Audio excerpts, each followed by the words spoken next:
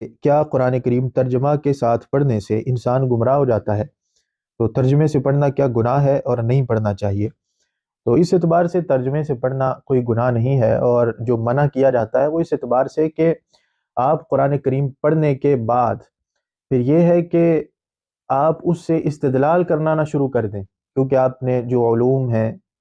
وہ آپ صرف نحو ہے یا بلاغت ہے یا دوسرے اصول کے علوم ہیں، وہ آپ کے پاس نہیں ہوتے، جس کی وجہ سے پھر استدلال جو ہے وہ قرآن کریم سے جب کیا جاتا ہے تو اس کے اندر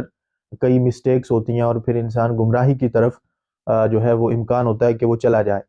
تو اس وجہ سے ترجمے سے پڑھنے سے کوئی نہیں روکتا، اور یہ نہیں کہ گناہ ہے، صرف یہ ہے کہ آپ ترجمہ پڑھ کے اور پھر یہ کہیں کہ جی کہ میں کوئی مفسر بن جاؤں گا اور میں خود بخود ترجمہ پڑھ کے قرآن کو سمجھنا شروع کر دوں گا، اور پھر سمجھ کے پھر میں لوگوں کے سامنے بیٹھ جاؤں گا۔ تو اس طرح کے معاملات اگر آپ کریں گے تو پھر یہ ہوگا کہ وہ پھر دال مدل معاملہ ہو جائے گا کہ خود بھی گمراہ اور آگے بھی لوگوں کو گمراہ کریں گے۔ تو ایسا معاملہ نہیں ہے، بلکہ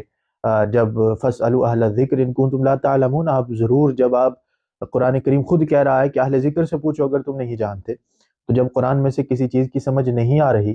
تو آپ جو ہیں وہ ضرور لوگوں سے پوچھیں۔ اس طرح واقعات موجود ہیں جو پرسنلی ہمارے ساتھ ہوئے کہ قرآن کی آیت پڑھی اور آیت پڑھ کے کچھ کا کچھ استدلال کیا اور شور مچایا ہوا ہے خاندان میں کہ یہ تو ہو ہی نہیں سکتا، اور پھر جب قرآن کی آیت دیکھی گئی، تفاسیر دیکھی گئی، اور پھر ناسخ منسوخ کا علم نہیں، متشابہات کا علم نہیں اور محکمات کا علم نہیں، تو پھر اس طرح جو ہے وہ پھر قرآن سے استدلال کتنے طریقوں سے ہوتا ہے۔ یہ سارے علوم آپ کو جب نہیں ہوں گے تو پھر آپ کس طرح قرآن سے آگے جو ہے وہ استدلال کر سکتے ہیں؟ تو اس وجہ سے جو کہا جاتا ہے علماء کی طرف سے کہ ترجمہ کے ساتھ